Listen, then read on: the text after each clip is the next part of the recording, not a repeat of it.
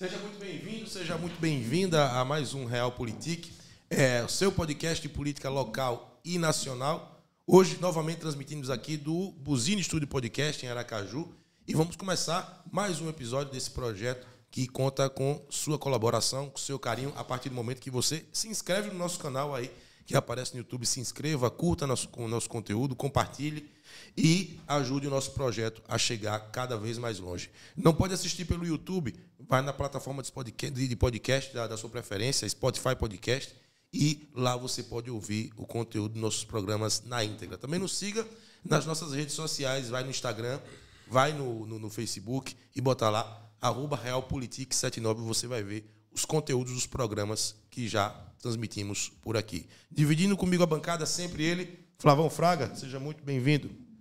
Boa tarde, olá, telespectadores, internautas que estão nos acompanhando nesse momento, através das diversas plataformas de podcast. Você pode nos acompanhar além das plataformas, seja lá YouTube e as demais.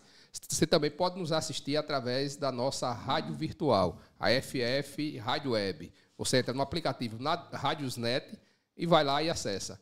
E estamos, mais uma vez, com o Realpolitik. Inicialmente, nós vamos fazer o preâmbulo, com as principais notícias do dia e também, mais tarde, daqui a pouquinho, nós estaremos chamando o nosso entrevistado de hoje, o nosso convidado. O Realpolitik Podcast vai entrevistar hoje ele, que é deputado estadual em terceiro mandato, atual líder do bloco de oposição na Assembleia Legislativa, o deputado estadual Geórgio Passos, ele que é do Partido Cidadania. Então, fica ligado, vamos primeiro comentar as principais notícias da semana e de hoje, e daqui a pouquinho a gente chama e bate aquele papo descontraído, com o deputado, falando sobre a sua atuação, sobre os seus projetos políticos futuros, enfim, a gente fazendo esse raio-x do que pensa, do que fez e do que pretende fazer esse deputado que tem sido bastante atuante na Assembleia Legislativa. Não é isso, Defon? Exatamente. A gente já está aqui preparando como vai ser nossa conversa com o deputado Geórgio Passos, que deve chegar dentro de poucos instantes. E, antes disso, vamos comentar algumas passagens da política local e nacional que marcaram essa última semana. Eu quero começar destacando uma notícia que impactou positivamente o cenário político sergipano essa semana, que foi a verba que vai ser destinada para Sergipe através do PAC, não é isso? 136 bilhões, o estado que vai ser nacionalmente mais beneficiado, o estado de Sergipe. Essa verba aí vai desde de BR para obras estruturantes espalhadas por todo o estado. Destaco para a conquista dessa verba e desses investimentos para Sergipe, a importância do papel do ministro da Secretaria da Presidência, o sergipano Márcio Macedo, que tem feito um trabalho importantíssimo, não só para o governo federal, mas também sendo praticamente o embaixador de Sergipe na esfera federal, e tem trazido grandes investimentos, grandes conquistas para o nosso estado, deixando à parte, inclusive, a questão partidária. Todo mundo se recorda que em 2022, Fábio Mitidieri, atual governador, ele foi eleito derrotando uma chapa do PT no segundo turno, que era, inclusive, apoiada também por Márcio Macedo. Márcio Macedo, que naquela ocasião, em 2022, foi candidato a suplente de senador na chapa que foi encabeçada por Valadares Filho. Ou seja, estavam em lados antagônicos, mas agora Márcio vem fazendo um papel muito republicano e muito correto e demonstrando compromisso, de fato, com o Estado, a parte, a política, e destinando verbas e ajudando a fortalecer muito o Estado de Sergipe. Com certeza, a gente vê como bastante positiva a postura do atual ministro da Secretaria Nacional da Presidência, o Márcio Macedo, e, inclusive, ontem, em artigo que nós fizemos e publicamos no nosso site, o www.ffnoticias.com.br, a gente pontuou justamente isso aí, Defon, que você acabou de falar.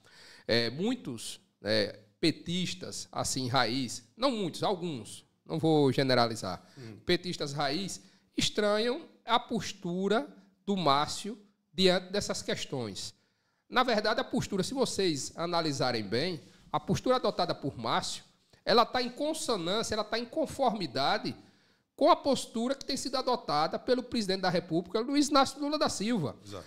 O Luiz Inácio, o Lula, durante a eleição presidencial, já dizia que iria governar com os deputados e senadores e governadores que fossem eleitos naquele pleito. Inclusive, ele pedia o voto para seus governadores, ele pedia que votassem no PT e nos partidos aliados mais à esquerda, ele fez esse chamamento. E pediu que a sociedade votasse e elegesse, mas deixou claro que, após a eleição, iria negociar, iria tratar, iria conversar e tratar de forma republicana, como vem fazendo, com os governadores, senadores e deputados federais que fossem eleitos. E assim tem sido feito. Prova disso foi a repartição dos cargos federais, que foi coordenada por Márcio junto aos deputados, mas tenho certeza que passou pelo crivo e pela análise do presidente Lula. Então, Márcio, na verdade, ele faz essa demanda direcionada pela política do próprio presidente Lula. E mais, só que a diferença é que Márcio vem tratando o Sergipe de uma forma especial. Ele vem lutando para atrair mais recursos para o seu estado de origem política. Né? Prova disso é que Sergipe hoje recebe uma das maiores somas do país, quiçá a maior. O menor estado da federação receber 136 bilhões em obras do Minha Casa Minha Vida, estradas, infraestrutura, enfim, uma gama de serviços e de obras que chegarão ao estado de Sergipe por intermediação de Márcio Macedo, através do governo federal. Isso demonstra a força política, a capacidade de diálogo, o prestígio que Márcio está conseguindo junto ao presidente Lula.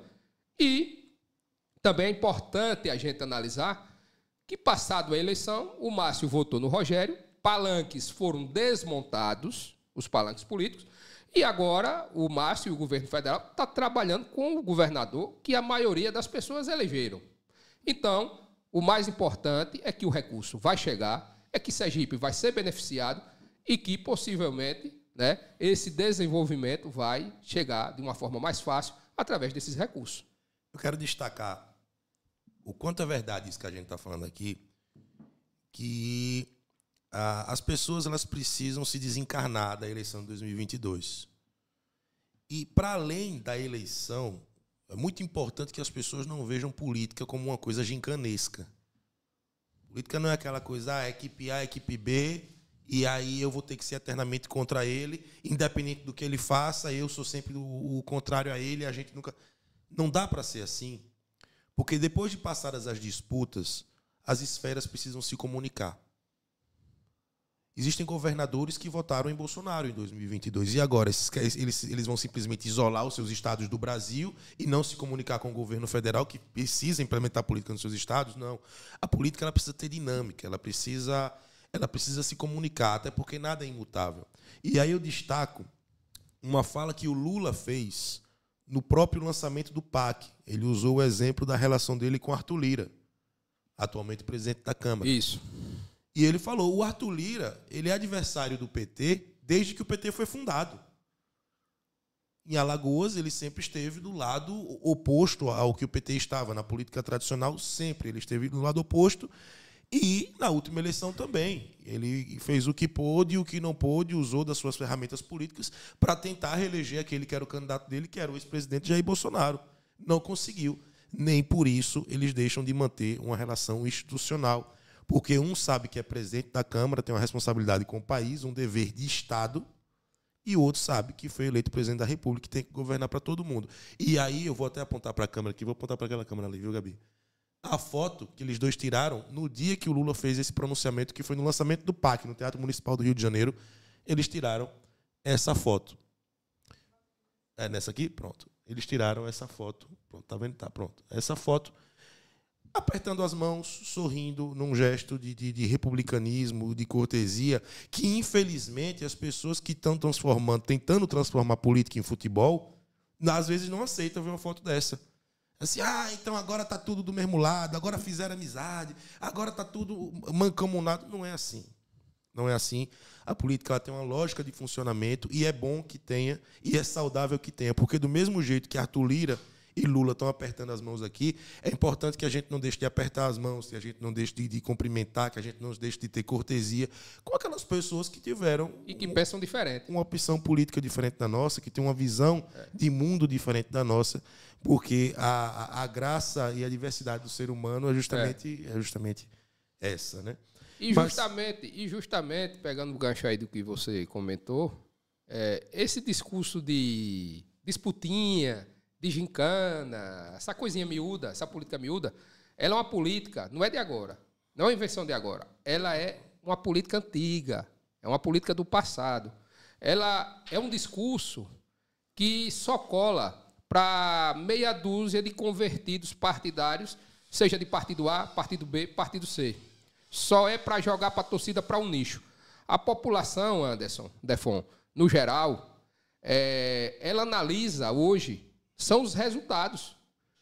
Essas verbas que chegarão na ponta, serão investimentos que entrarão nos municípios, na capital, enfim, em todos os locais de Sergipe. É isso que a população espera e é isso que hoje a juventude que estuda, que se capacita através das universidades que o PT trouxe e que melhorou o sistema educacional, é isso que a juventude está ligada. Não é nessa coisinha de birra, de fazer carinha feia, etc. e tal, não. Exato. E assim, uma coisa se conecta à outra, porque também está na nossa pauta aqui comentar sobre uma pesquisa recente que teve com os índices de aprovação do governo Lula. Isso. E é importante que você que votou em Bolsonaro, que é extremamente contra a política petista, que tem sérias críticas ou discordâncias, divergências em relação à forma de pensar petista, também isole os fatos. É tão verdade que o que Flavão falou aqui, que a população está começando a fazer essa separação do joio e do trigo, que mesmo o Bolsonaro tendo praticamente 50% dos votos, porque foi uma eleição muito disputada, foi ganha no percentual decimal, mesmo assim, Lula tem uma aprovação muito alta para um país que vive a polarização que vive. Foi a pesquisa da Quaest. Isso. No Nordeste atingiu mais de 70%. E nas outras regiões, 50%. Em média de 60%, né? 50%. Centro-Oeste, que é fraco, deu 50%. Isso é uma aprovação a mais de erro de 2,2% a pesquisa. Exato. Por quê? Porque a população começa a sentir, para além do discurso partidário, para além daquela coisa da disputa política de fato, começa a sentir alterações de fato em sua vida. Começa a sentir o poder de compra ter alguma melhora, começa a sentir os índices de desemprego voltando a baixarem para níveis de normalidade, a economia voltar a se aquecer, começa a ver as políticas de fomento social, de inclusão, de incentivo à educação voltarem a protagonizar as pautas num país que precisa tanto delas. Então, essa sensação de volta à normalidade de algumas pautas é que fazem com que a população tenha um reflexo positivo de um governo. O governo é perfeito? Não, nenhum vai ser. Nenhum foi até hoje e nenhum nunca vai ser. Mas o governo, hoje, na minha avaliação e na avaliação da maioria dos brasileiros, ele tem um saldo positivo, um balanço positivo, tem mais acertos do que erros. Defon, pegando o gancho desse comentário seu, a gente comentou a questão do cenário local, o Rogério, o Fábio Mitidieri, Edivaldo. Teve uma foto que circulou aí, um encontro assim inusitado desses 4 atores políticos. Inclusive, o Laércio também estava na foto. Estava o Edivaldo, Laércio. Eu acho interessante. Laércio que você está falando? Isso. Edivaldo, acho interessante Laércio, você comentar isso aí. Rogério e Fábio Mitidieri. Edivaldo, Rogério, Laércio e Fábio Mitidieri, isso mesmo. O que me chamou a atenção primeiro lógico que é a união ali que aconteceu em Brasília para trazer investimentos para Sergipe e para Aracaju especificamente também, né? Que o Edivaldo estava lá também lutando por esses investimentos. Mas o que me chamou a atenção primeiro é a primeira foto que eu vejo pós-eleição com Fábio e Rogério na mesma foto. a gente não conseguia ver eventos em que eles teve uma foto que foi a visita do presidente Lula, mas foi uma foto afastada. Então, um aqui, outro afastado. Mas nessa foto ele está um do lado do outro. Praticamente um do lado juntinhos. do outro, exato. Uma coisa é o presidente vir aqui, aí ambos, logicamente, no papel institucional, vai estar no mesmo... Agora, não tiraram foto juntos, não fizeram nenhum tipo de comunicação. Nessa, eles tiraram uma foto juntos. E não estava só Rogério e Fábio, estava Laércio. Seria um prenúncio de algo futuro? Não, sabe por que não? Olha a fisionomia de Rogério na foto. A fisionomia não está das mais agradáveis. O Rogério, ele faz uma coisa que é simbólico na política, que é quando você não quer demonstrar contentamento em estar ali do lado de quem está com você naquela foto, você simplesmente não sorri. E o Rogério estava portando uma bela carranca na foto, fazendo questão. Talvez tivesse sido um momento de distração, tirar a foto rápido, ele não teve tempo de se preparar, de fazer a pose. Mas, caso não tenha sido isso, ele fez questão. Mas o importante é que Aracaju vai ser agraciado com quantos milhões desse empréstimo 100. aí? 100 milhões, né? 100 bilhões. Bilhões, né? É muito dinheiro, viu? É muito dinheiro e assim... O próximo prefeito vai pegar uma prefeitura abarrotada de recursos. E... Não é só nem isso. A gente já tem, a nível de Estado, investimentos diretos do governo do Estado na capital, né? Por exemplo, essa questão da ponte. Isso. Já está com a verba separada para isso, que vai ligar a primeira ponte, que vai ligar a Tancredo Neves à Coroa do Meio, e já se começou o estudo de viabilidade, né? A licitar a empresa que vai fazer o estudo de viabilidade da segunda ponte, que é a que vai ligar ali a Coroa do Meio a Atalaia Nova, né, ao município da Barra dos Coqueiros, que vai fazer um anel viário ali, um tipo de circuito que vai interligar todas essas regiões, principalmente a Barra dos Coqueiros, que virou já uma região residencial, muita gente de Aracaju morando lá, e vai beneficiar muito a cidade, não só dessa parte residencial, mobilidade, trânsito, mas também o turismo. Com certeza. Tem também, né, pegando o gancho disso aí, dessa agenda em Brasília, que o governador Fábio Mitidieri vem essa semana empreendendo, a gente vem notando, pelo menos na minha análise, eu não sei se você pensa diferente, o Fábio Mitidieri, com boa vontade, disposto, como diz o povo, com sangue nos olhos, buscando recursos, buscando pautar a discussão em torno de investimentos para o estado de Sergipe, e o investimento não somente público, mas está procurando pautar a discussão pelo desenvolvimento econômico, a geração de emprego de uma maneira sustentável no estado de Sergipe. A prova disso foi que ele participou, durante essa semana, do evento Sergipe, que discute a questão do gás natural, lá em Brasília, uma semana toda travando discussões. Foi um evento patrocinado por algumas empresas que operam no setor, onde está havendo uma discussão positiva de perspectivas, de novos alinhamentos, de tecnologias para esse setor que Sergipe vem despontando, que é o gás. E o governador foi lá, levou a mensagem, está lá presente o secretário de Estado da CDTEC, enfim, todo o staff do governo, pautando essa matriz energética importantíssima para a atração de investimentos de geração de emprego e renda.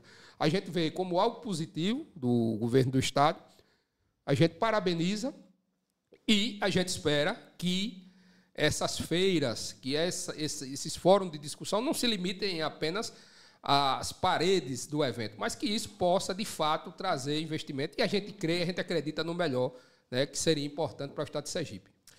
Eu quero destacar aqui uma coisa que está para acontecer, vai acontecer a qualquer momento. Muita atenção para isso, Flavão, que vai acontecer aqui em Sergipe. É uma das coisas mais importantes que vai acontecer em Sergipe, eu digo que dos últimos 30 anos, que é a volta das operações da Petrobras no estado de Sergipe. Já está para acontecer, a qualquer momento já vai ser anunciado, e vai ser o maior benefício que o governo federal vai trazer para o nosso estado, depois do prejuízo, depois da catástrofe que foi a atitude quase que criminosa do ex-governo federal, né, de tirar as operações da Petrobras do estado de Sergipe. Por que é que eu digo isso? Quando a Petrobras começou a operar em Sergipe na década de 60, ela foi responsável por tirar a economia do nosso estado do ciclo agrícola. Foi. Sergipe era um estado que vivia da agricultura da subsistência no interior e das usinas de cana-de-açúcar. Só. Sergipe era um estado com comércio muito fraco, Sergipe era um estado sem qualquer perspectiva de desenvolvimento. Foi um divisor de águas. A Petrobras foi quem chegou e mudou isso. E criou trouxe toda uma nova perspectiva econômica, criou um novo ciclo econômico no estado. Muita gente saiu do interior, passou em concurso público, veio para Aracaju, se Exato. estabeleceu. Muita gente de fora veio para trabalhar aqui. Fomentou o comércio, criou outra perspectiva urbana para Aracaju. O desenvolvimento urbano de Aracaju, a partir daquele momento, foi outro. E aí o governo Bolsonaro, de uma forma extremamente irresponsável com o Estado, já querendo sucatear a empresa para preparar o terreno para vender, que era o objetivo dele, entregar tudo a preço de banana na mão dos gringos, que é só o que eles sabem fazer, começou a sucatear a empresa e encerrou as operações depois de mais de 60 anos, mais de 50 anos de operação da Petrobras em Sergipe. Ele encerra as atividades da Petrobras em Sergipe, tirando do Estado mais de 2 mil empregos diretos, quase 5 mil indiretos, e tirando bilhões de circulação da economia do Estado de Sergipe. E você ainda vê políticos do Estado de Sergipe, porque a população que não tem acesso a essa informação toda, a gente até que faz um papel da compreensão. Agora, um político de Sergipe que sabe da importância da Petrobras para a economia de Sergipe, apoiar um governo como esse é inconcebível. Apoiar uma medida como essa é inconcebível. A única coisa que a gente pode achar é que está ganhando algo com isso. Entendeu? Então, essa volta das operações, que ainda não foi anunciada, mas a gente sabe que está prestes a acontecer a qualquer momento. A volta das operações da Petrobras em Sergipe vai ser, para o Estado de Sergipe, o maior legado, a maior conquista que o novo governo federal vai deixar para nós sergipanos. E eu quero, inclusive, parabenizar os responsáveis. Vocês vão ver, me cobrem, essas medidas serão anunciadas ainda muito em breve. Com certeza. Outro comentário que a gente queria tocar, esse aí é no âmbito de Aracaju, é um fato que marcou a semana, ainda tá na crista da onda, né? Porque mexe diretamente, mexe diretamente na composição da Câmara de Vereadores da capital. 2 vereadores que vão perder o mandato, né? Já saiu a decisão da Justiça e eles serão notificados, certamente, e perderão o mandato devido à questão da cota de mulheres. Segundo a Justiça Eleitoral, houveram fraudes, né, no registro de candidaturas femininas. E eu queria que você comentasse aí, você que está a par aí dessa questão, como é que está? O Elber Batalha vai assumir, o Camilo Santana do PT, como é que está aí, Defon? É isso. Essa semana, quando foi? Anteontem foi para o pleno do TSE o julgamento dos casos dos vereadores de Sergipe que ficaram inelegíveis, na verdade, que tiveram seus mandatos cassados por conta de fraude na chapa pelas quais eles foram eleitos. Ficou constatado que a chapa fraudou a cota de mulheres, colocando pessoas inscritas como candidatas que nem filiadas eram ao partido, que eram parentes de dirigentes e que estavam ali apenas para dizer que o partido estava cumprindo a cota, mas não eram candidatos de fato, inclusive porque foram vistas na campanha, fazendo campanha para outros candidatos. Ixi, que erro primário. Exato. Então, assim, foi uma fraude muito, muito grotesca e que prejudicou o mandato dos dois mandatários do partido, que às vezes nem tem culpa dessa desorganização do partido. Uma travessura de criança. Exato. Às vezes, os dois mandatários, que foram o Fábio Meirelles e o Sávio, o neto de Vardo da Lotérica, que perderam seus mandatos de vereador, ambos do PSC, que foi o partido que protagonizou esse episódio, e perderam seus mandatos. Às vezes, esses mandatários, eles são diretamente responsáveis por isso, porque às vezes eles ajudam a organizar a chapa. Às vezes não. Às vezes eles simplesmente se inscreveram para concorrer.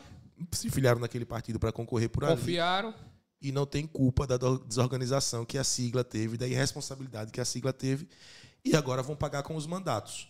Quem também não tem nada a ver com isso e que também, por direito, adquire os mandatos, são os novos, que serão empossados, Elber Batalha, do PSB, e Camilo do PT, porque quando se deixa de contabilizar os votos do PSC e faz o recálculo da redistribuição das vagas da Câmara, o PSB, que não tinha feito nenhuma vaga, passa a fazer uma, elegendo assim o Elber, e o PT, que tinha feito apenas uma, passa a fazer a segunda vaga. Ou seja, o PT agora terá uma bancada de 2 vereadores, Ângela e Camilo. Mas tem um detalhe. Camilo pode vir a enfrentar algum tipo de problema na Justiça, porque os votos de uma candidata do PT certo. estão sob júdice ainda, estão com sua situação de validade indefinida. Então, isso pode fazer com que o Camilo ou não seja nomeado para ser empossado vereador, ou seja, e num segundo momento, isso venha a ser questionado. Mas vem cá, e se mais na frente esses votos dessa candidata do PT sofrer um revés, não forem considerados, quem assume? Então, aí esse cálculo eu não tenho. Você não sabe. Eu acho que esse cálculo nem o TRE tem. Porque vai virar uma bagunça tão grande essa questão do recálculo da composição da Câmara Municipal de Aracaju, que eu acho que eu conversei com alguns vereadores essa semana, nenhum deles sabia dizer exatamente quem seria. Sei. Nenhum deles tinha esse cálculo pronto. Porque você vai ter que ver que se os votos da Manu vão ser contabilizados, não vão. Contando aquilo ali, muda o número de votos do PT. Entendeu? Então, assim, tem todo um cálculo envolvendo isso aí que torna muito complexo. Mas o indicativo imediato é de que, de fato, agora eles vão assumir. O TRE deve, essa semana, ou no começo da próxima semana, convocar a Câmara para destituir o mandato dos dois que vão ser cassados e assumir e empossar os novos 2 vereadores de Aracaju, que já foram vereadores, que não vão exercer mandato pela primeira vez. Elber Batalha do PSB, Elber Batalha filho do PSB, e Camilo Feitosa do PT, o filho do deputado federal João Daniel. Muda também, Flavão, com isso, só uma última observação, a configuração da situação da distribuição política da Câmara. Porque saem dois vereadores de situação e entram 2 de oposição. A Câmara não vai passar a ter maioria de oposição com isso, não. Mas nós sabemos que a relação da Câmara com o prefeito já não anda das melhores. E são 2 vereadores, assim, que se quiserem fazer oposição mesmo organizada, tem capacidade para isso. Exatamente. Elber é um quadro muito experiente, muito preparado, já foi líder de oposição. E o Camilo, da mesma forma, militante preparado também, já foi vereador, sabe dos caminhos da política. Vamos aguardar aí para ver qual será a nova configuração da Câmara de Aracaju.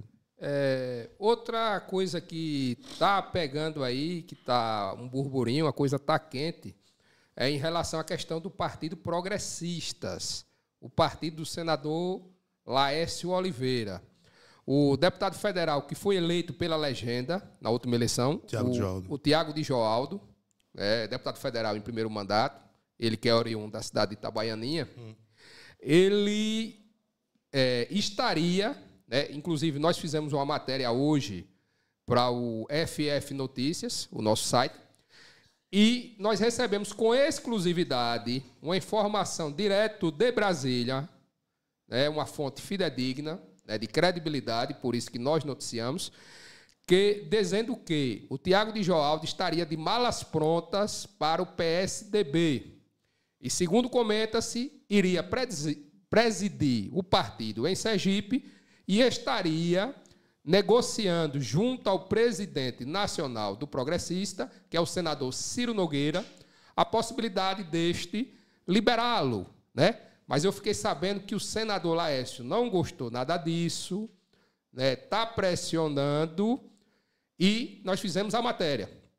Após o transcurso dessa matéria circular, o Tiago de Joaldo manteve contato conosco e ele nos autorizou a dizer o seguinte, que não falaria, por enquanto, em saída do Progressistas, mas deixou claro a gente que está tentando negociar e conversar, através do Ciro Nogueira, com o senador Laércio, porque, segundo palavras do Tiago, o senador não estaria dando prestígio, não estaria conversando, não estaria dividindo as responsabilidades e, muito menos, estaria dando a ele a importância que um deputado federal eleito né, tem o peso político, inclusive sobre a discussão de futuros nomes, candidatos em diversos municípios sergipanos, a discussão de presidências locais e municipais do progressista nos municípios. Ele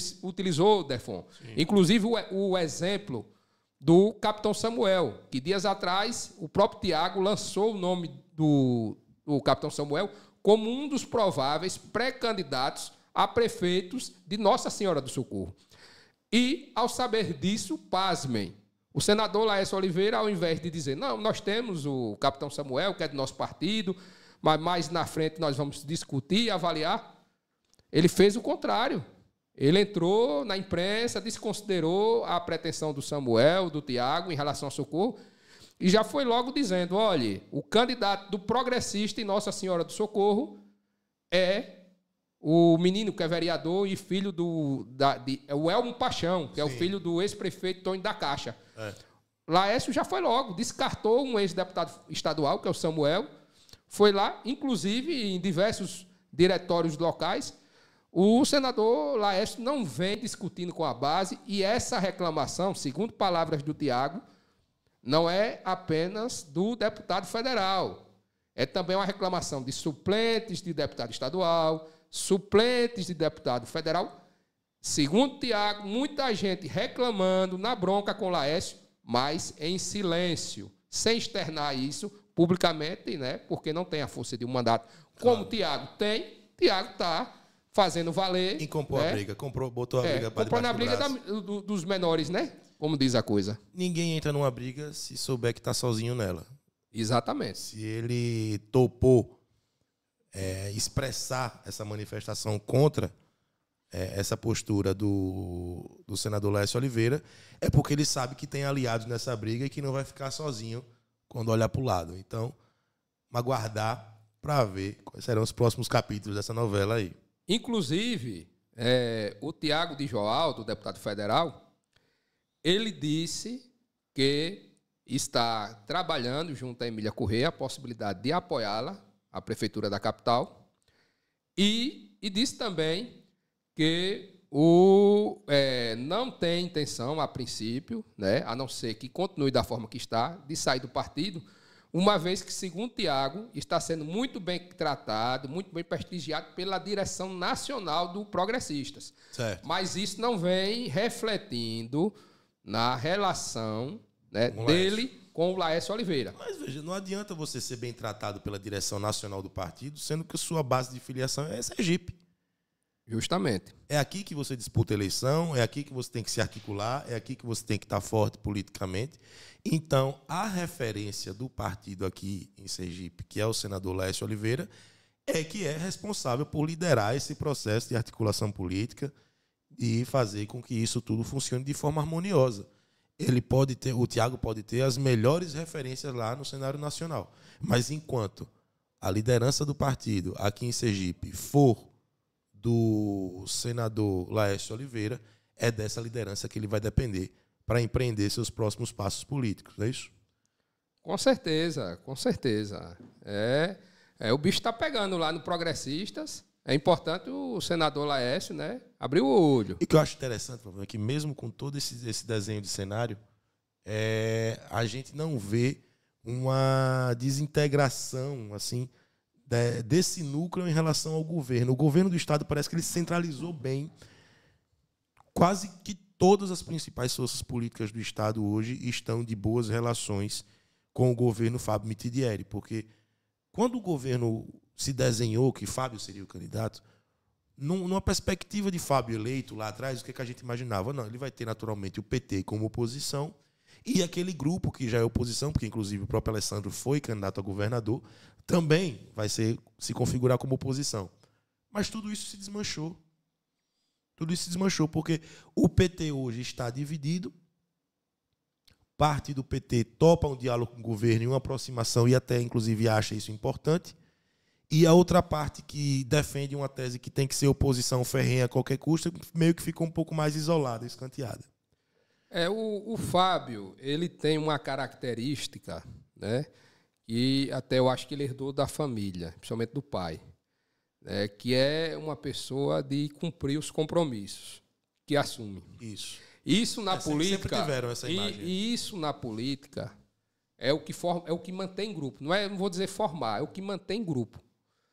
Então, ele tem um poder de atração, né? Porque o peso da caneta, como diz um político aí do interior, o poder é afrodisíaco, mas ele é afrodisíaco para aproximar. Mas tem gente que tem o poder e acaba perdendo aliados devido ao tratamento. Então, mas o Fábio, ele tem garra, ele é habilidoso e ele tem fama de cumpridor de acordos. Isso. Então, aí, mesmo que o cara esteja insatisfeito porque está recebendo o pelo menos, como diz o pessoal, não tem tudo, mas diga, pelo menos eu tenho isso. Mas sabe que está sendo contemplado, que é garantido, que tem um compromisso, que tem a palavra. Isso, às vezes, é o que acaba mantendo, né, essa base, apesar de que não tem como você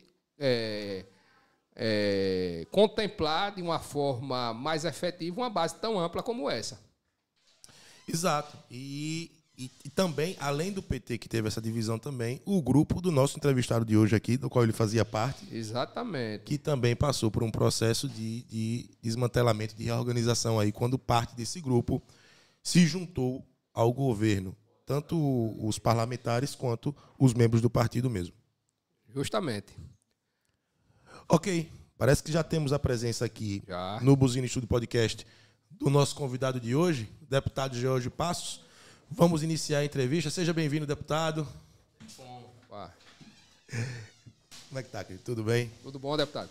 Na paz. Vocês estão? Estão bem, graças a Deus. E já iniciar, Flavão, com você fazendo aí um breve resumo da biografia e da atuação política do nosso convidado de hoje. O nosso convidado de hoje, né, é ele, né, que é deputado estadual em seu 3º mandato. É oriundo de uma família com extensa trajetória política no estado de Sergipe. Seu avô, Chico Passos, foi deputado estadual inúmeras vezes no estado de Sergipe, salvo engano, 7 mandatos. Seu pai, salvo engano, 5 mandatos. E Geórgio já caminha para o seu 3º mandato como deputado estadual. É uma trajetória longa, mas sempre pautada na ética, na honestidade, na palavra empenhada. E o Geórgio, ele fugiu um pouco da tradição familiar, que vinha de uma política apenas tradicional. Geórgio vem com a linha de atuação própria, né, combativa, fiscalizatória, atendendo o interesse da sociedade, demonstrando, né, esse diferencial. Né, mantém princípios e valores éticos que foram aprendidos, né, na sua base familiar, mas traz uma nova roupagem, né? É a reinvenção de uma tradição familiar. Geórgio, que hoje faz parte do Partido Cidadania, é líder do bloco de oposição na Assembleia Legislativa e vai conversar conosco, um papo descontraído, um papo aberto, vai falar sobre a sua trajetória do início até agora, seus projetos, seus principais projetos, suas opiniões e visões a respeito do cenário político nas diversas instâncias. Vai falar um pouco sobre Ribeirópolis, terra natal de sua família. Vai fazer esse apanhado para você que já conhece, conhecer ainda mais. E você que, de repente, ainda não conhece, passar a conhecer melhor esse político que vem fazendo um bom trabalho, né, na Assembleia Legislativa. É isso. Deputado, seja muito bem-vindo.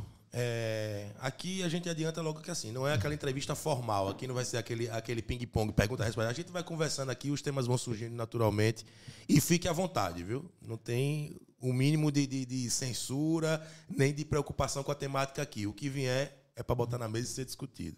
Vamos embora. Como o Flavão já fez uma belíssima introdução aqui, já cortou metade de minhas perguntas, eu queria saber como foi esse começo de tudo. A gente começar pelo começo mesmo. Você já vem de uma família tradicionalíssima, acho que tanto seu avô quanto seu pai foram presidentes, inclusive, da Assembleia. E 7 mandatos, 5 mandatos, você já vem no 3º. Ainda antes de entrar na política, você já via e queria seguir os passos ou foi uma coisa que veio... Veja, Defon, também Flavão e todos estão nos acompanhando.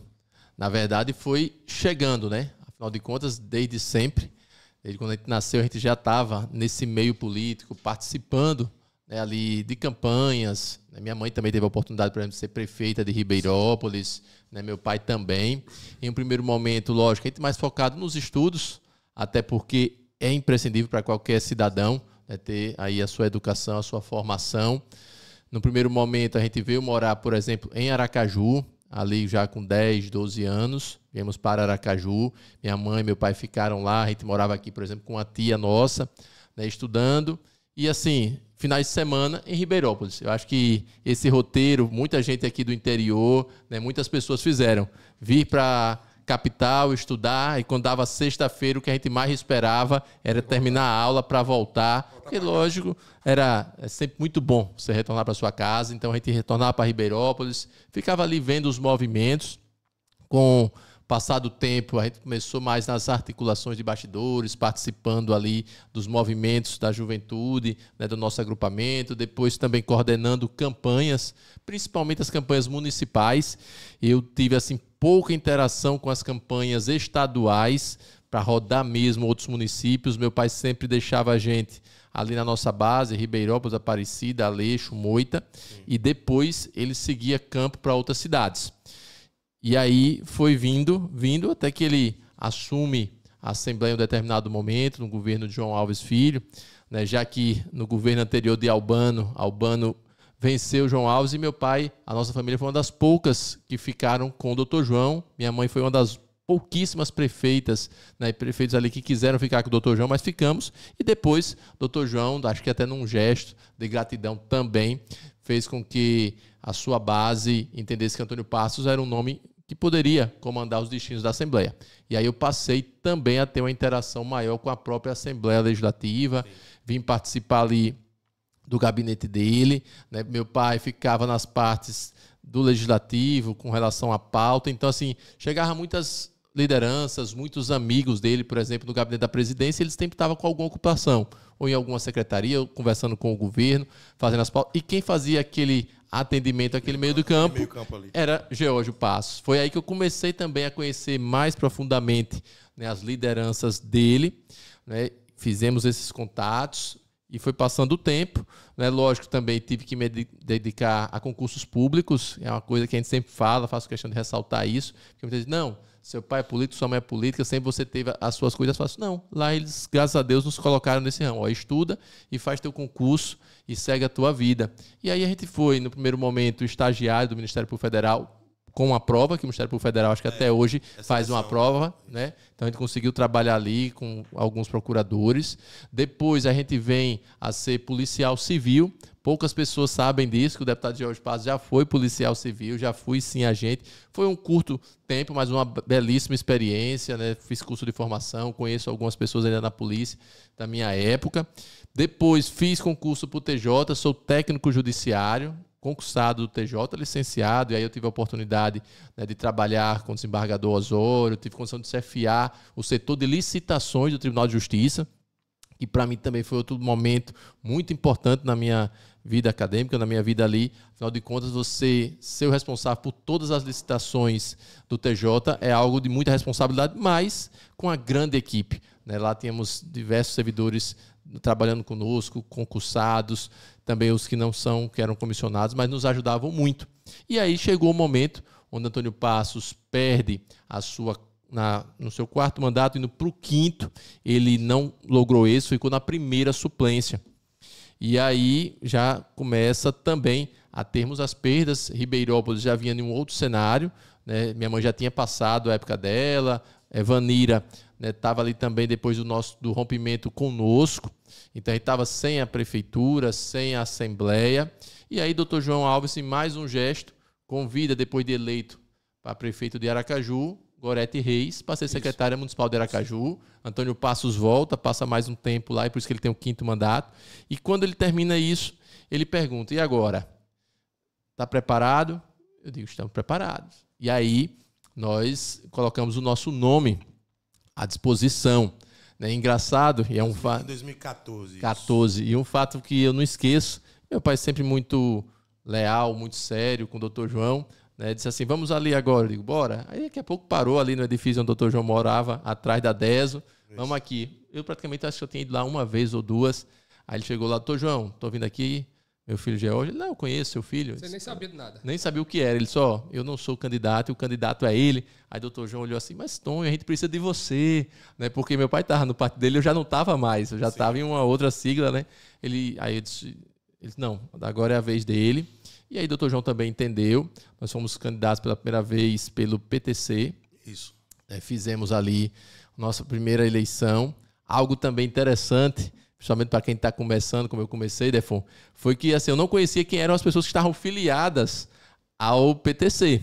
Lógico que no âmbito municipal a gente sempre cuidou muito disso, a gente sabia quem era quem ia ser candidato, mas no âmbito estadual nunca me preocupei com isso. Aí quando eu chego lá na convenção, quando eu olho os nomes, né, eu digo, caramba, onde foi que me colocaram, né?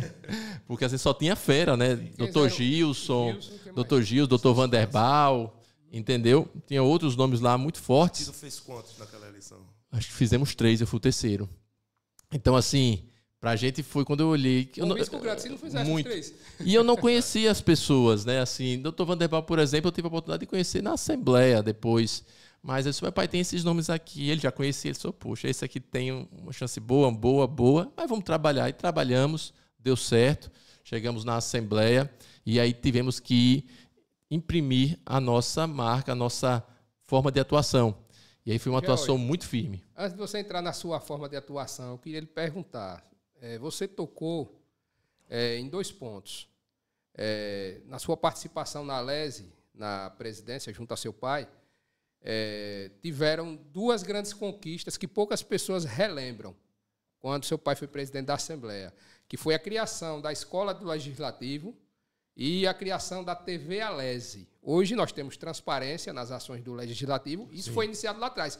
Hoje a gente talvez não tenha tanta importância devido ao avanço da internet, o YouTube, etc. Tal. Câmaras de vereadores, municípios afora, hoje fazem a transmissão, mas na época foi algo pioneiro e algo que poucos estados tinham. Então, como foi? Teve dedo seu essa participação da criação da Escola do Legislativo, a TV Alesi, e também outro fato, que poucas pessoas sabem, da trajetória do Geórgio. O Geórgio, ele é concursado do tribunal, mas ele assinou um documento abrindo mão do direito de aposentadoria especial enquanto parlamentar. Eu queria que você falasse sobre esses 2 pontos aí, depois a gente fala um pouco sobre o seu início na Alesi. Então, quando meu pai assume, ele reúne a equipe dele, né, na presidência da Assembleia, e ele queria deixar a marca dele. Ele já tinha conhecido em outros estados a questão das TVs, já tinha também visto a questão, né, da escola, e ele pede lá para a gente, para toda a sua equipe, para todo o seu staff, né, que a gente comece a estudar um pouco sobre como implantar em Sergipe aquelas situações. E aí a gente correu atrás, né, juntamente com outras pessoas que estavam ali fazendo parte daquele agrupamento dele. E a TV em específico foi algo que trouxe muito trabalho, né, para meu pai. Por quê? Porque existia uma resistência muito grande, e aí principalmente da base governista de então. Alguns parlamentares na época achavam que a TV Alesi daria um palanque, vamos assim dizer, para os deputados de oposição. E eram deputados naquele momento, né, bem firmes ali. Tinha Belivaldo fazendo uma oposição contundente. Depois chega, em virtude do fato que aconteceu, Francisco Gualberto também. Ana Lúcia. Então era uma turma preparada, né, e ia ter grandes embates, como tivemos. Mas ele foi conversando, dialogando, né, mostrando a importância e daquele jeito dele, conversando e avançando, até o dia que chega e inaugura a TV. A TV hoje está com 18 anos, né, de inaugurada, algo que para a gente que estava ali foi muito importante, deu muita dor de cabeça, desde o momento ali que se licitou para como seria a contratação do serviço, que tivemos impugnações, as empresas de Sergipe querendo aquele serviço, mas aí, pela licitação, uma empresa que já tinha know-how em algumas assembleias veio, que foi a Digilab, né, de Santa Catarina, e ficou muito tempo na Assembleia, saiu agora, porque o deputado Luciano colocou em um outro formato, como se fosse equipamentos próprios da própria Assembleia, e modernizou. E a escola legislativa, porque a gente sentia falta dessa qualificação, né, de estarmos qualificando não apenas os servidores e servidoras, os próprios parlamentares. E é engraçado quando a gente pega as primeiras fotos da escola do legislativo, primeiros cursos, que eram curso de informática básica, as primeiras turmas eram dos próprios deputados, né, eles não tinham intimidade nenhuma, né, com o computador, era muito pouco, um ou outro que tinha uma noção maior, mas estava ali todo mundo sentadozinho, prestando atenção, né? E depois a gente abre também para a sociedade alguns cursos. Então foram marcos, né, da Assembleia Legislativa com meu pai Antônio Passos, que até hoje o pessoal recorda. Também a revitalização do Espaço Cultural do Janal Tavares de Queiroz, que todos os meses, né, tinha lá apresentações de diversas atividades artísticas do estado de Sergipe, que eu acho que agora o deputado Jefferson pretende retomar, o que a gente já ouve dentro da casa, e é importante. Bom. E aí chega um momento, Flavão, que eu chego na Assembleia, o primeiro ato foi esse, né, porque a gente, quando chega na Assembleia, você tem a opção, quando eu cheguei, de fazer parte ou não do IPLES, e aí tem a aposentadoria especial como deputado. Na mesma hora, eu já disse que não queria, e alguns parlamentares com mais experiência, até chegar deputado, não faça isso, você pode se arrepender no futuro. Isso aqui garante para a gente uma certa segurança. Eu não posso tirar a razão deles, eles têm o pensamento deles, mas eu ficava fazendo sempre uma reflexão. Eu, enquanto servidor público, eu já tenho uma aposentadoria garantida. Se eu finalizar ali os meus trabalhos no Tribunal de Justiça, por exemplo. E aí a gente vê, muitas vezes, muitos brasileiros ali, o dia todo numa roça, trabalhando no sol quente, muitas vezes não conseguem uma aposentadoria, vai pegar um LOAS, né, para ter um salário mínimo. Então, por que o parlamentar tem que ter duas, né, tem que ter três? Então, isso eu nunca concordei e realmente não quis. E naquele momento, eu acho que só fui eu e mais uns 2 deputados que não quiseram. Ana Lúcia, eu me lembro de Ana Lúcia que não quis, eu acho que depois o Irã também não quis. Certo. Mas assim, a grande maioria tem. Eu respeito eles também. Opção. É um direito de cada um, mas é o que a gente acredita. E aí, quando a gente chega, inicia-se ali um trabalho muito forte nos 6 primeiros meses. Por quê? Porque quando você chega, principalmente como a gente chega, fica aquele nome. Chegou aqui o filho de fulano. Chegou ali... Chegou carimbado. Carimbado. E eu quero, lógico, que a minha família, Passos, para mim é um sobrenome de muito respeito, que eu vou estar sempre defendendo, mas eu queria ter também a minha identidade. Eu quero ser Geórgio Passos. E aí a gente trabalhou muito firme nisso, e é tanto que depois, com quase 6 meses, 8 meses, a liderança de oposição muda de pessoa. Começou com o capitão Samuel, sim, entendeu? Ele até fazendo ali na posse, nossa, dizendo que estava substituindo um craque, que era Venâncio. Né, mas, com pouco tempo depois, também larga a liderança de oposição, o pastor Antônio me chama, a gente faz uma reunião, eu topo o desafio, e a gente, né, surpreendeu. Ainda no governo Jackson, né? Isso, a gente surpreendeu acho que naquele primeiro momento ali. Porque Jackson tinha muitos problemas, então a gente fazia uma fiscalização muito firme ali no governo dele. Então, assim, nos rendeu, né, algumas coisas que o pessoal falava, poxa, você é um Passos que fala, porque meu pai sempre estava na Assembleia, mas ele tinha uma outra postura, né, mais calma, mais serena, mas sempre de palavras. E eu não, ia para frente, para cima, falava no pequeno expediente, no grande expediente, se deixasse na explicação pessoal, né, a gente sempre fazendo ali os apontamentos. Um ponto interessante que a gente tocou aqui, eu nem ia tocar nisso, mas tocou aqui, eu lembrei. Sobre a aposentadoria especial dos deputados. Há um comentário geral que o IPLES está numa situação muito difícil e beira a extinção, é verdade isso? Na verdade, já na última legislatura, no meu terceiro mandato... Um parênteses, deputado. Para quem não sabe, o IPLES é o Instituto Previdenciário responsável por pagar essa tal aposentadoria especial. Ou seja, ele precisa de uma fonte de financiamento, que parte da própria Assembleia, logicamente, e é ele que é responsável por pagar essa aposentadoria especial. Isso. No meu primeiro mandato, a gente tinha essa opção de fazer parte ou não. Já no final do primeiro mandato, em virtude disso, até porque as projeções já demonstravam isso, que o IPLES em algum momento ficaria deficitário, já se fez a extinção da possibilidade de novas pessoas ingressarem no IPLES. É tanto que no meu segundo mandato, aquela turma nova que chegou do primeiro mandato, ninguém teve o mesmo direito de opção que eu tive. Por quê? Porque já tem uma lei que foi aprovada colocando em extinção. E a gente espera aí que os estudos que apontam é que provavelmente vamos ter um déficit, como temos na Previdência. Entendeu? Vai ter momentos que vai ter mais aposentados, e até porque você não permite mais ninguém entrar, você vai ficar numa conta difícil. Aí, logicamente, que vai extinguir e vai haver a sua total extinção em um determinado momento. Mas isso já tem previsão. Pode chegar a comprometer os beneficiários? Veja, pelos estudos que eles fazem até pelo que eles têm hoje de reserva e de imóveis também, eles acham que pelo menos essa turma que está, né, vai estar segura. Né? Os estudos apontam nesse sentido. Lógico que tem uma galera mais nova, né, que até foi motivo de comentário quando saiu no Diário Oficial as aposentadorias. Por que saiu? Por causa disso, por causa da extinção. Então todo mundo já teve que estar ali para resguardar, mas como estão no mandato, ninguém recebe. Quem tem mandato não recebe. Então, assim, mas possivelmente esses mais novos, na minha avaliação, pode até ter problema no futuro. Certo. Deputado, a gente estava aqui no ponto já onde você já estava começando sua vida como deputado. Assembleia Legislativa, você chega em 2015, eleito em 2014, começo de 2015, toma posse como deputado estadual, e de lá para cá, você sempre na oposição. Tudo bem que é até coerente, porque o grupo político que está no poder não mudou.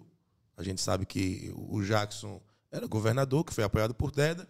Você, a vida toda, teve uma ligação política / familiar com o grupo de João Alves, que era o antagônico a Deda. E aí a gente veio numa linha sucessória. Jackson, que elegeu Belivaldo, que elegeu Fábio. E você sempre na oposição. Eu presenciei parte, né, de perto, ali na Assembleia, dessa história, mas conte para nós aqui, para os nossos espectadores, como é a vida do deputado de oposição em Sergipe. Veja, lógico que dá muito trabalho, não é fácil, mas assim, o que me faz ter hoje e permanecer na oposição é a nossa independência. Eu acho que isso para mim não tem preço. Eu já disse isso direto, né, quando eu sou questionado, quando é que você vai ser governo? A resposta é simples. Quando eu apoiar um candidato a governador que vencer. Eu não vou querer buscar atalho. Eu acho que o eleitor, quando não escolhe o governador que eu estou pedindo voto, em tese, é porque quer que eu continue na oposição. Foi assim com o doutor Emerson. Na minha segunda eleição, eu estava com o doutor Emerson já na rede. E agora com o delegado Alessandro, que a gente estava no Cidadania PSDB. Então, não tem porquê eu fazer essa migração ou declarar apoio ao governo. Não. Eu acho que, da forma que eu conduzo o meu mandato, uma oposição responsável, uma oposição séria, uma oposição que é importante para o Estado, até porque eu acho que a gente ajuda muito mais do que aqueles que ficam apenas batendo no ombro do governador, dizer que ele está fazendo tudo certo. E isso eu sei que no Palácio é cheio, né? Aquelas pessoas que só, não, governador, o senhor está certo, o senhor está certo. A turma do amém. Do amém. E a gente sabe que essa questão de puxa-saco atrapalha mais do que ajuda. E há uma oposição responsável, né, que pontua, diz, governador, tem isso aqui para corrigir, tem isso aqui, faça a sua avaliação, se a gente merece ser ouvido ou não. Mas sempre a gente vai pontuar nisso. Nós não vamos fazer, eu acho que isso o tempo já disse, nós vamos completar 10 anos de Assembleia, a gente nunca fizemos oposição raivosa ou entrando na vida pessoal de ninguém, de nenhum gestor, seja o governador Jackson, o governador Belivaldo, o próprio Fábio, não me interessa, né, a vida pessoal de ninguém. Agora, enquanto gestor, ele tem que ter a responsabilidade. E a gente vai estar ali cobrando e o eleitor, enquanto estiver nos dando essas oportunidades, nós vamos estar honrando. Deputado Geórgio, pegando o gancho aí da sua resposta em relação... você diz que só se enxergaria fazendo parte de um governo se esse governo fosse eleito pelo povo, que não, na sua opinião pessoal, não acha correto, né, o eleitor não ter escolhido o seu candidato e o senhor fazer parte de um governo que não votou. Então, tomando por base isso, na sua opinião, o fato do Alessandro não ter sido eleito, tudo bem, ele ter declarado o voto a Fábio no segundo turno é um direito por desclassificação, ele fez a escolha para o Fábio. Mas você não acha que, na sua opinião, você estende essa mesma interpretação em relação ao Alessandro? O Alessandro errou quando ele não permaneceu onde estava, apesar do voto dele no segundo turno, em relação a Fábio? Veja, Flavão, na verdade, quem vai julgar quem está certo ou quem está errado vai ser o eleitor daqui a pouco. Tenho certeza que Alessandro vai participar de novas eleições, como também as outras pessoas que estão no nosso partido, exemplo do doutor Samuel Carvalho, da ex-deputada Kitty Lima, de outros que fizeram um movimento diferente do meu. Porque eu posso dizer que esse movimento foi um movimento muito dialogado, transparente. No nosso caso, enquanto presidente estadual do partido, nós ouvimos os argumentos e aí não me cabe dizer se estão certos, se estão errados. Eu só disse a eles, olha, não contem comigo nessa empreitada. Eu não tenho essa condição de estar no mesmo palanque onde está Fábio, onde está Belivaldo. E por uma questão de lógica, se eu estou ali na Assembleia pontuando constantemente, né, equívocos dos governos deles, por que é que eu estaria agora mudando de lado, respeitando quem fez o movimento contrário? E aí a gente sempre é questionado por isso, né? A imprensa, principalmente no início do ano, a imprensa muito em cima, deputado Alessandro é um senador da República que contribui muito com o estado de Sergipe. É uma pessoa que, para mim, tecnicamente no Senado faz um belíssimo mandato, vai deixar assim o seu legado ali. Na parte política, as urnas falaram, né, nas últimas eleições e a gente tem que entender isso. Agora, não me dá, por exemplo, falando já de eleição municipal do próximo ano, não tem como o deputado Geórgio Passos estar num palanque onde vai estar Fábio, onde vai estar Edivaldo Nogueira, onde vai estar um Belivaldo Chagas. Isso eu já disse dentro do partido, já disse ao próprio Alessandro, já disse ao próprio Samuel Carvalho, a própria Quita, os demais membros do diretório estadual do partido. Não me peçam isso, que não existe essa condição. E eu entendo que o Cidadania, como nós aprovamos inclusive no início do ano, tem sim que ficar na oposição, lógico, respeitando os filiados que pensam diferente. E aí não tem nada de novidade. Nós temos diversos partidos com diversas correntes, cada uma pensando da sua forma, e não seria o Cidadania que seria algo diferente. Deputado, numa conjuntura estadual como essa, assim como em toda conjuntura, na verdade, é muito importante que política se faça em grupo. Não se faz política sozinho, política se faz em grupo. Como vai ficar a situação eleitoral para os próximos passos? Esse grupo dessa junção Cidadania-PSDB estão federados, não é isso? Estamos federados. Pronto. Os partidos estão federados. Parte significativa do grupo, que vocês compunham um grupo ali homogêneo, decide seguir com o governo. Como vai ficar os próximos passos eleitorais desse grupo com essa divergência? Estão juntos? Não estão? O deputado Geórgio Passos vai procurar outros agrupamentos, outros diálogos? Veja, aí só o tempo vai definir. A única coisa que eu posso dizer hoje é que onde estiver o governador Fábio Mitidieri, eu não estarei. Hoje, inclusive, o PSDB Sergipe está sem presidente estadual. Flavão escreveu que um determinado deputado federal está muito próximo. Falando sobre isso agora. E a gente precisa, enquanto cidadania, aguardar essas definições do PSDB nacional. Eu tenho dialogado com alguns representantes, pedindo a eles essa definição quanto antes, porque na hora que definir quem estiver no PSDB, se vai ser A, se vai ser B, se vai ser C, eu, enquanto presidente do Cidadania, tenho que conversar com esse agrupamento, porque estaremos juntos obrigatoriamente no próximo ano, em virtude da federação. Certo. Por que eu digo isso? Porque no início, quando o Alessandro migrou para o MDB, nós tentamos, né, com que pessoas próximas ao nosso agrupamento assumissem o PSDB estadual. O pessoal da Nacional não nos deu resposta. E depois eu fiz uma reflexão. Não me adianta estar gastando minha energia sobre quem vai assumir o comando do PSDB em Sergipe ou não. Por quê? Quando a turma de Brasília decidir, não vão nem me perguntar. Vai vir e está resolvido. Então eu tenho que estar preparado para o diálogo, para dialogar com qualquer pessoa que esteja no PSDB, mostrando o que o Cidadania já construiu para as eleições do próximo ano. E aí nós estamos conversando, dialogando, ampliando os nossos diretórios municipais, né, para que nós tenhamos candidatos a vereadores. Temos algumas pessoas que já colocaram o nome como candidatos a prefeito. Meu nome, por exemplo, está à disposição para ser pré-candidato a prefeito no município de Ribeirão. Samuel Carvalho está em Nossa Senhora do Socorro. Temos o amigo Geraldo, que quer ser pré-candidato em Macambira. Né? Outras pessoas estão nos procurando. Nesse momento eu digo, tenha um pouquinho de paciência, que eu preciso de uma definição.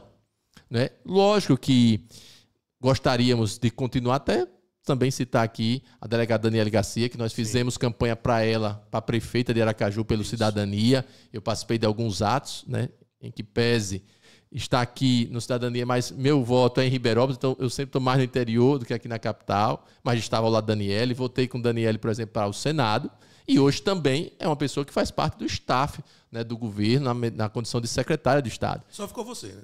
uma hora ou outra, né, a gente vai ter que se definir. Quem foi, foi. Quem ficou, ficou. Né? Quem quiser compor para a gente caminhar, no meu caso, vai ser algo que eu vou botar ali como uma condição. Tá com o governador? E eu não tenho nada contra a pessoa do governador. Sim, é o modo de governar desse grupo que eu não concordo. E eu tenho que respeitar os meus eleitores. E aí a gente vai tomar a decisão. Querem ficar? Beleza, a gente segue um outro caminho. Vamos ficar todo mundo juntos de novo e enfrentar uma reeleição do atual governador? Cada um vai ter que fazer a sua análise, né, e manter ali a sua linha.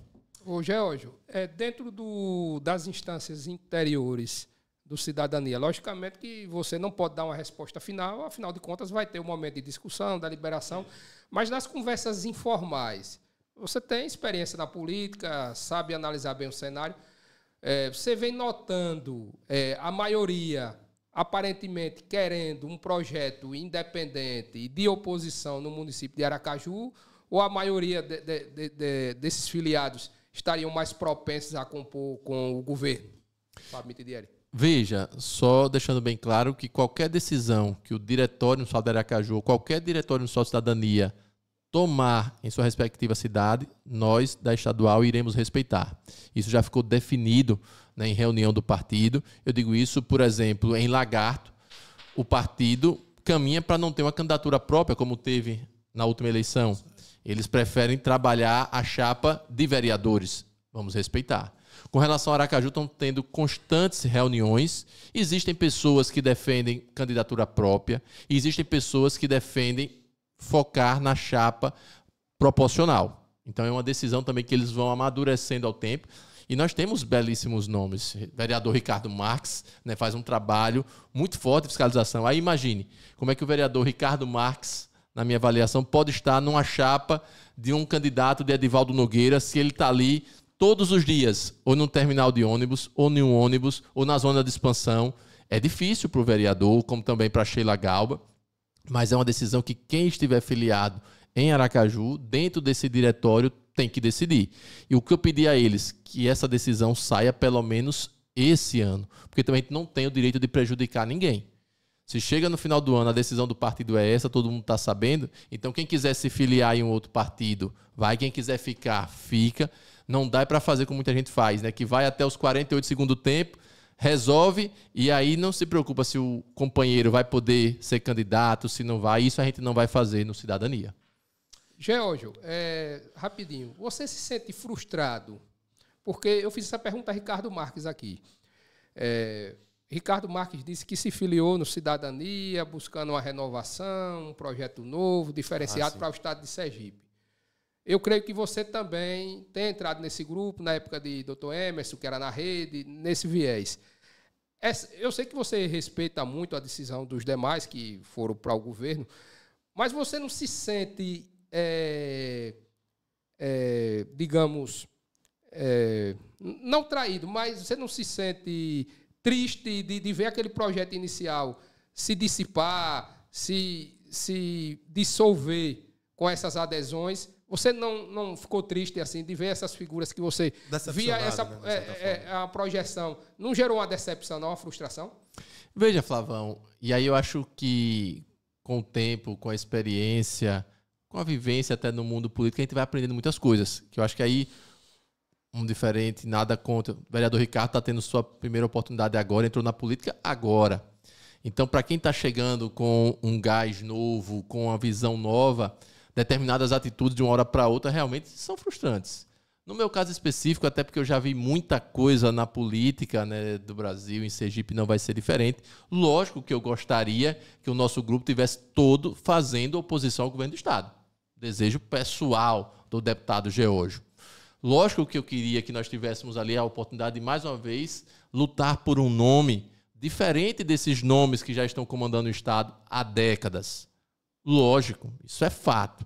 Mas, como eu disse, respeito, vou continuar fazendo o meu papel, construindo, lutando, buscando nomes que queiram fazer oposição. E aí hoje, para a gente em Sergipe é complicado, porque o PT quer fazer oposição também, através do senador Rogério, mas a outra metade do PT prefere ficar no governo, ou seja, não tem aquela oposição realmente bem definida, e aí caberá aos demais, caberá ao deputado Geórgio, Né? Caberá, por exemplo, ao deputado Marcos Oliveira, deputado Paulo Júnior, deputada Linda Brasil, também que tem seu espectro político.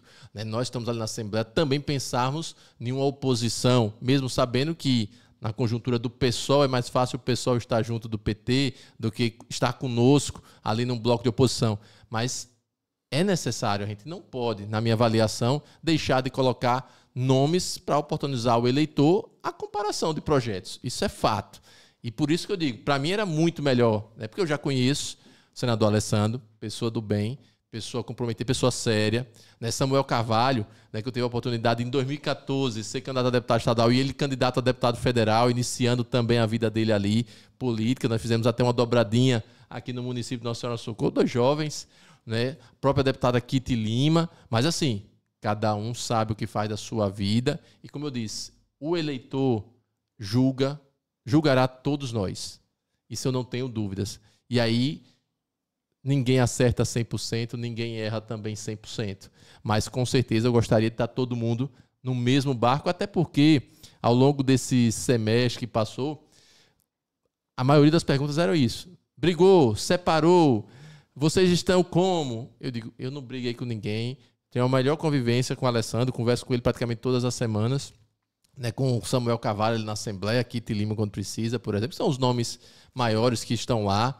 Né? Então, assim, não tenho problema com isso, mas sei que em um determinado momento, né, pode ser próximo ano, pode ser que não seja próximo ano, porque eu também tenho a minha campanha, mas pode ser numa eleição estadual futura. Se eles seguirem o caminho, eu terei que seguir um caminho diferente. E isso eu já disse a eles, não tenho o porquê de esconder isso. Mas gostaria, Flavão, não vou dizer decepcionado, não vou dizer frustrado, mas gostaria de estar todos, vamos assim, numa única linha. Deputado, justamente sobre esse ponto de fazer oposição em Sergipe. A gente vinha comentando aqui, antes da sua chegada, sobre essa característica do governo Fábio. Ele teve uma característica, concordem ou não com o governo, muito agregadora.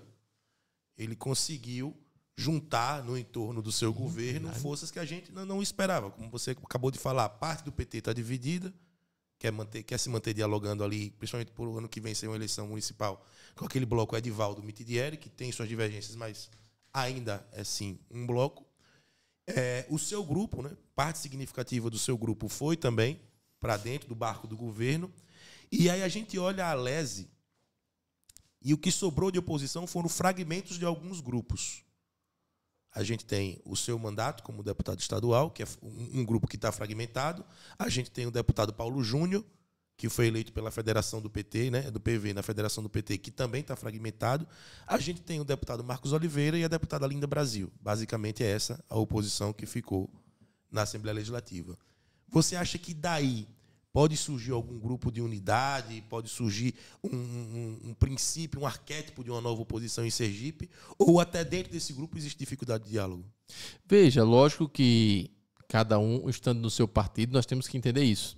Nós temos partidos que têm dificuldade de fazer uma soma. Imagine PSOL, PL em Sergipe ou no Brasil. Não é uma coisa simples. Marcos está no PL e Linda está no Brasil. Às vezes até eu brinco com os dois, né, que imagine essa junção como seria a oposição em Sergipe. Né? E eles, lógico, entendem também as suas dificuldades. Então, é muito difícil. Né? Para você ver, no Cidadania, eu estou na oposição, Samuel está na situação. Aí você pega a Federação PT-PV, deputado Ibrahim, que também é PV, vota com o governo. Paulo Júnior vota com a oposição. Então, realmente vai dar um trabalho, mas a gente tem que se reinventar. E nós vimos isso ali atrás, quando Albano Franco, por exemplo, conseguiu levar, né, várias lideranças para o lado dele. Mas logo em seguida surgiu um grupo que conseguiu, né, vencer, por exemplo, João Alves, depois do seu 3º mandato. Então, vai ser uma questão agora de tempo, de paciência. Temos aí, por exemplo, o doutor Emília, em Aracaju também, né, pontuando sempre muito bem. Né, tenho certeza que vão surgir outros nomes. E na hora certa, né, eu acho que o objetivo sendo colocado na mesa como maior, possivelmente tenhamos aí, pelo menos, a união. Se eu não disser 100%, eu acho difícil, né, até pelo exemplo que eu citei. Mas uns 80% eu não vejo como impossível caminharmos num caminho só de oposição. Deputado, diante dessa pulverização, existe um bloco de oposição minoritário, na Assembleia, mas, como o senhor mesmo colocou, ele é espalhado. Tem gente do PSOL, tem gente do campo ligado a Rogério, tem o senhor que foi ligado ao Alessandro. Só que a gente percebe que em Sergipe surgiu uma liderança maior. Não que Rogério não seja uma liderança grande de oposição, mas uma liderança maior que aglutinasse todos esses deputados em um único só guarda-chuva.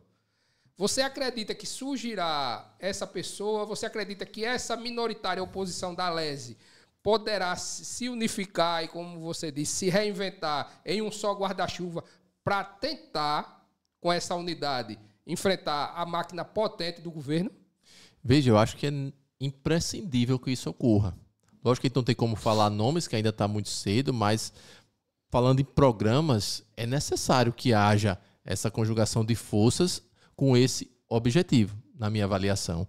Afinal de contas, o sentimento que o eleitorado de Sergipe teve na última eleição foi de mudança. Isso ficou muito nítido com o resultado no primeiro turno da eleição. Você vê aqui, por exemplo, na nossa capital, hoje, mais uma vez, o sentimento é de mudança. Lógico que vamos lutar contra duas grandes máquinas, o governo do estado e a prefeitura de Aracaju. Mas você vê que o próprio agrupamento ali de Edivaldo não consegue, né, colocar um nome hoje e cravar esse nome hoje. Eles têm essa dificuldade, porque sabem das avaliações que eles recebem, né, dos números que eles estão ali acompanhando. Então, tem muito espaço. Sim, o sentimento é de mudança. Lógico que o governador Fábio, como foi dito aqui, teve uma estratégia ousada no início de tentar, né, colocar dentro do governo dele o maior número possível de liderança, até para silenciar os ruídos. Mas lógico que quem está na ponta, precisando do serviço público, também está avaliando. Né? Na hora que você vai em determinadas rodovias, na hora que você ainda precisa de ir no USE e ver as dificuldades da saúde pública, né? A educação, por mais que o secretário Zezinho queira demonstrar que está evoluindo, a gente percebe que ali tem muito mais marketing, muito mais floreio do que realidade.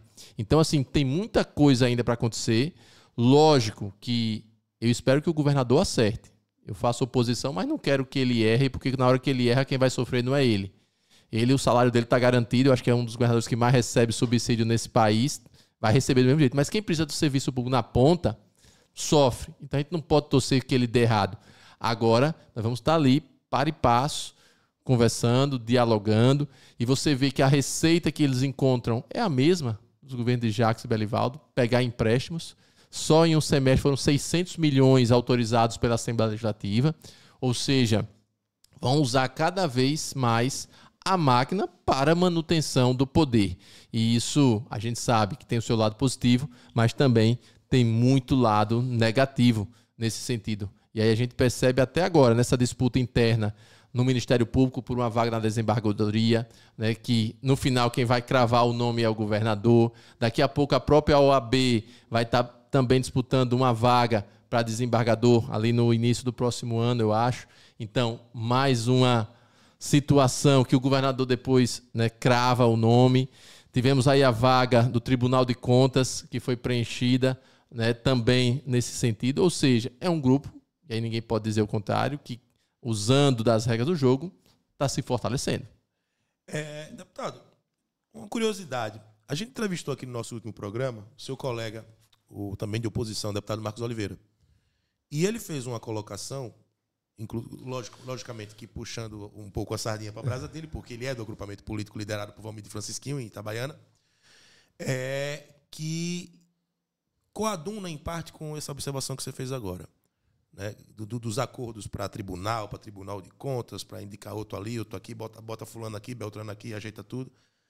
Ele falou que Valmir foi impugnado, que Valmir teve a situação jurídica que todo mundo sabe que teve, porque não pediu autorização aos donos do poder em Sergipe para ser candidato a governador. Que se ele fosse candidato a Senado, ninguém veria problema.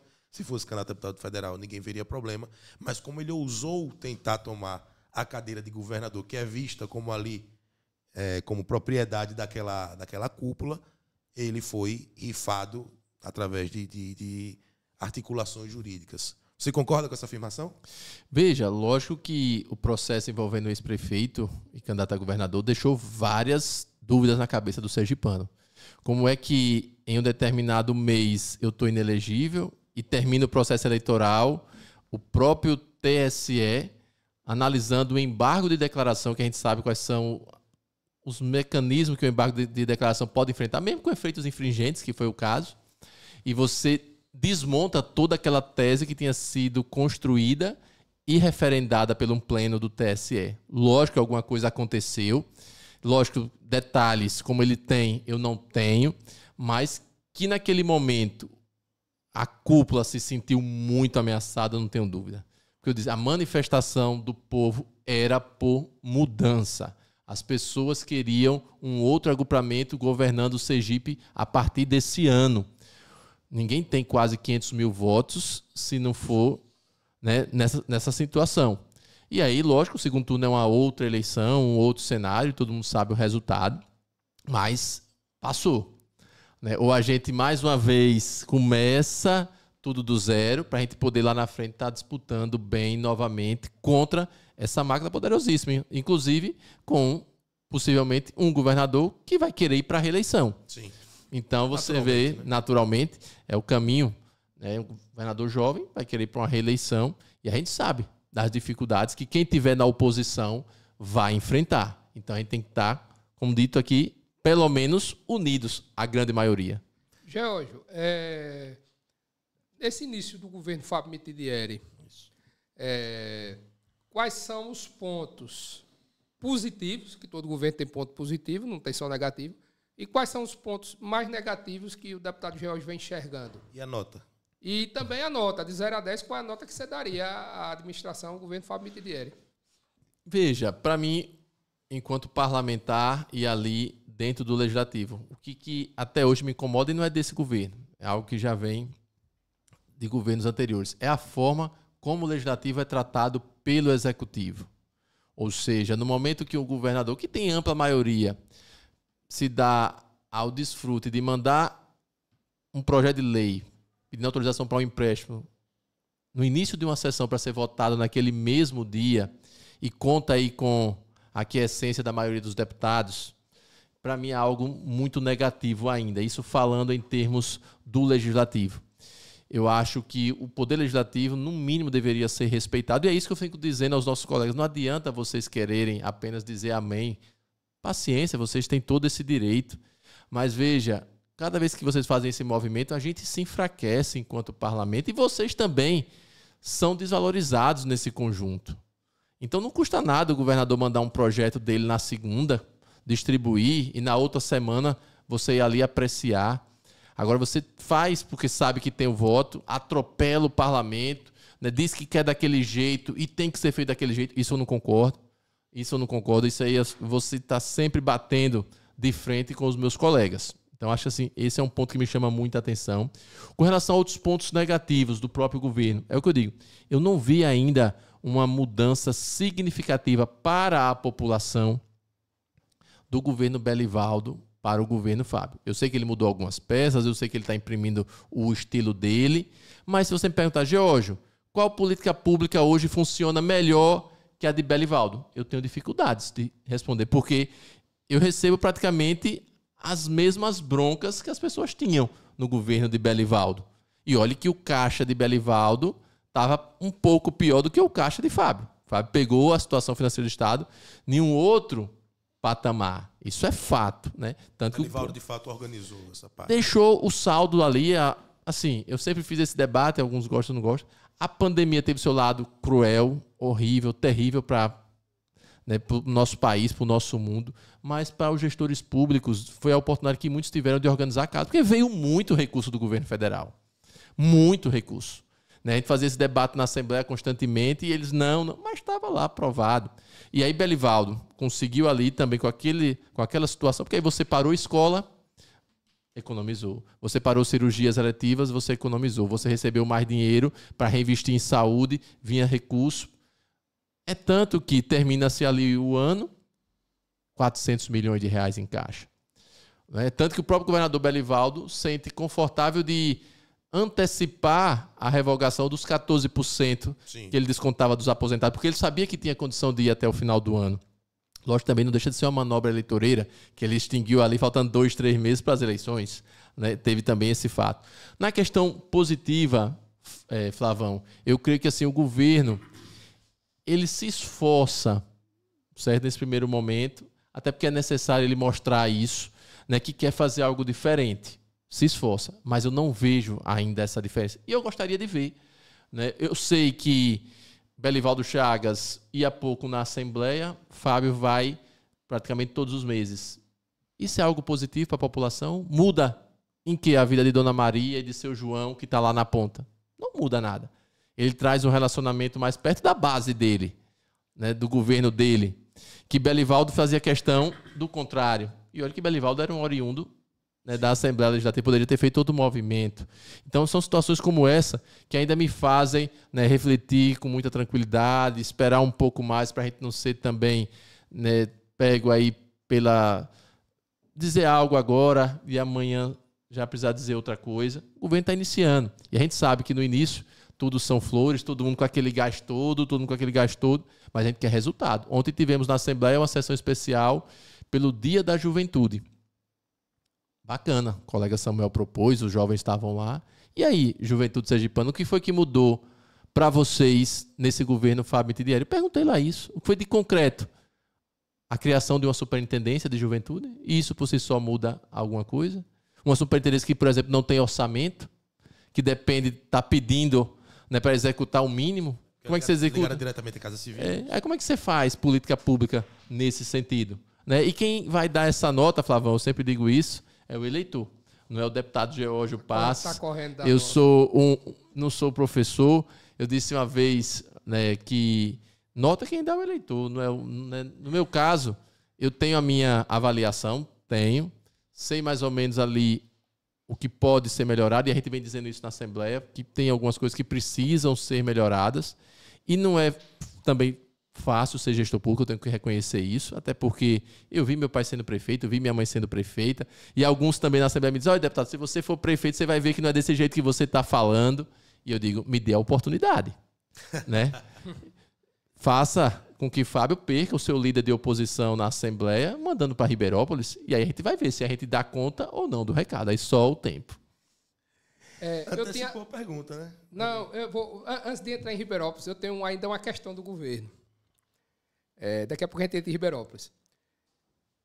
Muito tem se falado a respeito das PPPs, né, que é a concessão do serviço público, mais notadamente a DESO, e abrir um precedente para outras privatizações de setores estratégicos do governo, e também a questão das OS, que são organizações que vão gerir os hospitais no lugar da fundação. Eu queria saber, deputado, ainda no debate sobre o governo de Sergipe, qual é a sua análise sobre essa concessão para particulares gerirem serviços públicos e também essa questão da gestão dos hospitais através das OS e não pela fundação hospitalar? Veja, já de cara dizendo que nós somos contra a privatização. Da DESO, em específico, é que está sendo mais falada. Isso. Agora, eu acho também que em determinados setores a iniciativa privada pode colaborar com o poder público. E aí vou dar um exemplo. O SIC. Não vejo dificuldade nenhuma do SIC ser administrado, né, por uma empresa privada. Agora, desde também que o governo tenha também, porque fez o investimento, tenha também retorno. Agora, setores estratégicos, educação, saúde, você mencionou, e as OS devem acontecer em Sergipe, pelo menos é o que o governo fala, e fala muito nisso. Né? O governador faz questão de dizer que em outros estados as OS foram a solução. Eu não vejo. Porque se fosse a solução aqui em Aracaju, nós temos unidades administradas por OS e que não melhorou. Reduziram, inclusive, alguns serviços. E a distribuição, a questão do saneamento público, da água, para mim é algo também muito complexo. A água é um bem vital, todo cidadão precisa disso. E eu não sei, por exemplo, qual o interesse de uma entidade privada ou de uma empresa privada, por exemplo, em um povoado como eu tenho lá em Ribeirópolis, Malhada das Capelas, que é um aglomerado de poucas casas e que eu sei, se você fizer a operação, vai dar deficitária. Exato. E aí, pelas tarifas cruzadas, hoje, né, a DESO consegue manter. Mas o empresário vai querer manter aquilo? E por que eu digo isso? Que nós já tivemos aqui no Brasil estados que fizeram a privatização, Tocantins foi um, que depois aconteceu o quê com o passar do tempo? Tive lá recentemente. A empresa administra agora só o filé e o governo do estado teve que criar uma nova empresa para ficar com o osso. Então não é tão simples, não é tão fácil como falam. Privatização contra, inclusive estive participando, né, da manifestação, né, do Dia Nacional, né, da defesa do saneamento público agora na frente da DESO, com o pessoal do Sindisan e de outras entidades que estavam lá também com os trabalhadores. Espero que o governador avalie isso com muita cautela. Detalhe, não precisa passar mais nada na Assembleia, porque diferentemente de outros estados, né, que colocaram, por exemplo, na sua Constituição que era necessário ter aprovação da Assembleia ou ter que, pelo menos, escutar a população. Na nossa Constituição, isso nunca passou. Isso nunca passou. Então, hoje, se o governador quiser abrir amanhã uma licitação para fazer a concessão ou privatização de determinados serviços da DESO, faz. Hoje, a DESO, inclusive, muitos dos seus serviços já são feitos por empresas terceirizadas. Serviço de ligação, religação de água, de corte, não sei o que, de leitura. Da empresa, né? Já é feita hoje. E não melhorou como dizem que era para melhorar. Então, assim, eu analiso isso com muita cautela e contra a privatização. Lógico que eu sei que o governo está de olho também nos bilhões que uma operação como essa pode gerar. O estado do Paraná agora vendeu a sua empresa de energia elétrica. Teve o leilão essa semana. Salvo engano, 5 bilhões de reais. Em Alagoas, quando fizeram lá a negociação com a empresa que está a BRK administrando Alagoas, o governo já ia receber 1 bilhão. Lógico que o município de Maceió entrou na justiça, o dinheiro está bloqueado. Então o governante quer o recurso, porque sabe que ele vai ser passageiro, ele vai fazer a sua marca e depois lá na frente, quem é que vai assumir os problemas? A bucha para a mão do próximo. Do próximo. Então é algo que a gente tem que ter muita cautela. 2 pontos também alimentaram a pauta da oposição ao governo Fábio Mitidieri nesses primeiros meses do governo dele, que foi o aumento do servidor de 2,5% aos professores, principalmente, foi o ponto mais crítico.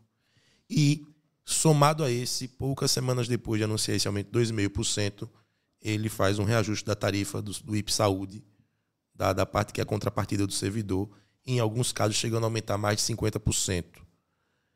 O que aconteceu nesse caso, porque o governo justifica uma incapacidade de caixa para a questão do aumento salarial e alega também um momento de crise na gestão do IPE Saúde. Essa afirmativa é válida? Essa argumentação é válida ou o governo... Veja, com relação ao IPES, no nosso caso nós não concordamos com aqueles argumentos, até porque o presidente do IPES vai lá e apenas menciona que o IPES tem um déficit e não comprova nada, não mostra a documentação, não prova nada, ele só alega. Então isso para a gente foi algo que chamou muita atenção e foi questionado lá naquele dia por alguns deputados. E veja, e o IPES chega a ter esse problema também fruto dos anos que os servidores públicos ficaram sem a recomposição da inflação. Porque para o servidor público estadual, o IPES é um percentual sobre o seu salário. Exato. Então, se eu congelo o salário desse servidor durante 10 anos, o IPES também vai ter uma redução de receita. E esse ano o IPES teve, vamos assim dizer, 2 aumentos. Teve o que aumentou não apenas 50%, tivemos casos de até 100%, a depender do número de dependentes. Chegou a 100%. Só que acontece o quê? Teve os 2,5% de reajuste, para a grande maioria foi 2,5%. Tivemos para a saúde aqueles 10%, que automaticamente impactou no aumento de receita para o IPES. Exato. E o detalhe, depois disso tudo, o serviço do IPES ainda não é um serviço de excelência. É um serviço que os servidores ainda cobram muito na dificuldade de marcação de consultas, marcação de cirurgias. Ou seja, nós fizemos uma denúncia de que uma pessoa foi marcar uma consulta e só tinha vaga para esse mês se a pessoa pagasse R$90 em espécie. E nós fizemos questão de noticiar isso na Assembleia, de ir até o presidente do IPES, dizer o nome da clínica e do médico que fez essa cobrança indevida, porque não é para o servidor do IPES pagar mais nada. A conta já está vindo no contra-cheque e pesada. E aí você vê, né, como eles fazem 2 pesos e 2 medidas. Deram 2,5% e tiraram 100% em alguns casos. Ou seja, teve gente que teve os contra-cheque com valor menor. Né? Se você pegar o contra-cheque dele hoje, o contra-cheque de agosto, comparar com o de janeiro, está menor o que a pessoa recebe. Então, assim, tem muitas coisas que o governo Fábio vai ter que dançar e rebolar muito para melhorar, porque ainda precisa. A questão do funcionalismo público é uma, a ausência de concursos públicos em áreas vitais. A gente vê aí a abertura de PSS para a saúde, não era mais para termos PSS na saúde, né? É um PSS atrás do outro, ou seja, precisamos, né, de concurso público, mas o governo quer fazer o quê? Contratação de OS, porque fica muito mais fácil depois, com a OS, contratar o pessoal para trabalhar e aí manter também as amarras, inclusive no âmbito da política. Só para finalizar essa questão do IPE, só um ponto final. O que se comenta em todas as rodas é que o IPE, no fato, tem um rombo. O presidente foi convidado para a Assembleia para falar disso e não mencionou números específicos, ele simplesmente fez passando. Ele faz o quê? Receita e despesa e diz que tem um déficit. Mas eu preciso saber, dentro dessas despesas, o que é que aconteceu nessa despesa? Veio da onde? Porque durante a pandemia, ele mostrou isso lá rapidamente, o IPE estava com superávit porque suspendeu os serviços. Estava fazendo só as emergências. Então ele estava no superávit. E como é que logo depois já começa a ter um déficit? Eu sei que o serviço de saúde é caro, eu sei que não é barato, mas a gente precisa ter um mínimo de dados e de informações para tomar uma decisão dessa. Eu estou dizendo que eu vou tirar de uma pessoa R$600 a mais, onde ela já passa dificuldade. E essa pessoa agora está naquela dúvida. Eu pago o meu aluguel, pago a minha conta de luz, minha conta de água, faço o meu supermercado ou pago o meu plano de saúde, que é o IPE Saúde? E se eu me desligar do IPE Saúde, eu vou para onde? Para a rede pública. Ou seja, vai inchar o que já está inchado. Foi esse o debate que nós levamos. Infelizmente, a maioria disse que se não aprovasse o IPES fechava. Mentira, na minha avaliação. Porque quantas vezes falaram que o IPES tinha crise e o IPES nunca, né, fechou suas portas. Agora, tem que ter a visão. O IPES não é para dar lucro. O IPES é algo que foi criado lá atrás, vamos dizer assim, como uma questão mais social para o nosso funcionalismo público, que tinham remunerações baixas e você tendo um plano de saúde já dava ali determinados direitos, você se segurava. Muita gente hoje continua no Estado, não é porque recebe um salário mínimo. Muitas pessoas ficavam no Estado porque teria um IPE Saúde para recorrer, né? Teria aquele benefício. E hoje não, já reflete. Aí a pessoa me diz, mas Geórgio, ninguém paga um plano com R$800, mas a conta não é R$800. Se o servidor está pagando R$800, o governo do Estado bota mais 800, é 1.600 para aquela pessoa. Exato. Ou seja, não está na média dos planos de saúde que temos aí fora? Com certeza está. Deputado, eu queria que, antes da gente entrar na questão da disputa política futura e eleição municipal e município de Ribeirópolis, você falasse um pouco, assim, um resumo durante esses 3 mandatos. Eu sei que tem muita produção legislativa, mas assim, os principais pontos de sua atuação nas comissões, os principais projetos que foram apresentados, e queria que você também falasse o seguinte: a sua relação com a presidência anterior, com Luciano Bispo, houve um engavetamento de diversas proposições suas, projetos importantes de interesse da sociedade. Com o Jefferson Andrade na presidência, está tendo um trânsito melhor? Está tendo aquele travamento? O senhor se sente perseguido? Como é que estão as suas proposições, seus projetos com essa atual presidência da Assembleia Legislativa? Vamos responder de trás para frente. Com relação a isso, na verdade, quem travava os nossos projetos, basicamente, era o presidente da CCJ. Era o presidente da CCJ que, naquele momento, para a legislatura passada, foi o engavetador mor, né, hoje secretário de Educação, Zezinho Sobral. Por quê? Porque no momento que ele não pautava os meus projetos na CCJ, ele inviabilizava o presidente de botar na pauta. Então, não posso colocar nas costas de Luciano essa situação, porque Luciano só pauta os projetos quando passam em todas as comissões.